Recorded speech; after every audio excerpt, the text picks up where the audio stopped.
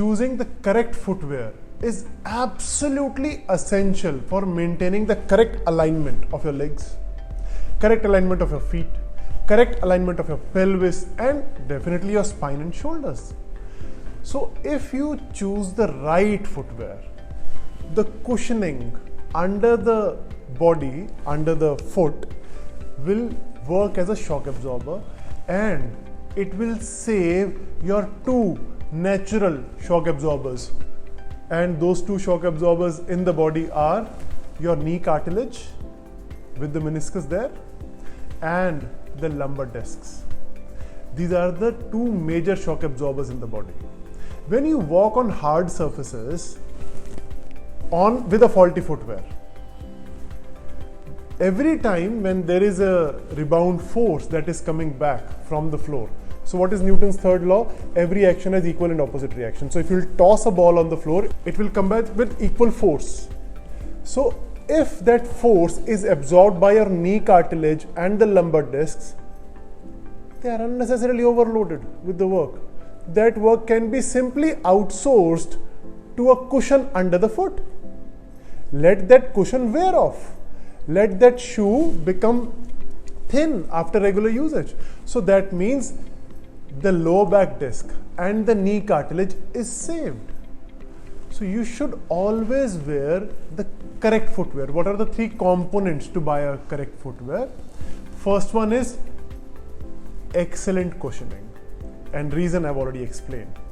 To save your lumbar discs and knee cartilage, you should have a cushion under the foot. So excellent cushioning, excellent with capital E, it is very, very important. Not just only the top insole should be cushioned. The entire sole of the footwear has to be well cushioned. Second thing, it should have 1-inch heel. It's a myth that wearing flat footwear is good for health. No, that probably was a counter to the idea that wearing high heels is bad for your back, bad for your knees. So people probably started thinking that okay, wearing flat footwear would be good.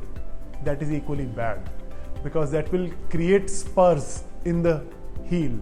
So your footwear should have 1-inch heel. It's absolutely important. And in that 1-inch heel, there should be excellent cushioning. So point 1 and point 2 goes together. And the third point is to have excellent back support. In shoes, there is always support on the back side of the foot. That's all right. But when it comes to the slippers, slip-ons, your flip-flops or sandals or some other footwears, then back support is optional. I would recommend that you should always go for a footwear that has back support. In case it doesn't go well with your dress, or in case you want to go for a slipper because you probably have to wear it 10 times a day because you have to do movements in the house. So sandals are not very comfortable. Wearing it and removing it 10 times in a day is difficult. So slippers are easy. So slippers should have top support closer to the ankle. That is an alternate to the sandal support. So if you're not buying a footwear with a sandal support at the back, the top support of the footwear should be closer to the ankle. So remember these 3 points and then go and buy any footwear, any brand. It will be healthier for your knee, lower back, and for maintaining the normal structure. So by wearing the correct footwear, you'll be maintaining normal things normal. Your body will remain normal. If you will wear a faulty footwear, your knee will start degenerating, your foot arcs will go haywire. So buy a correct footwear. And let me add one more point, that you should not buy a footwear with arc support unless you have flat foot or your foot is prone to be flat.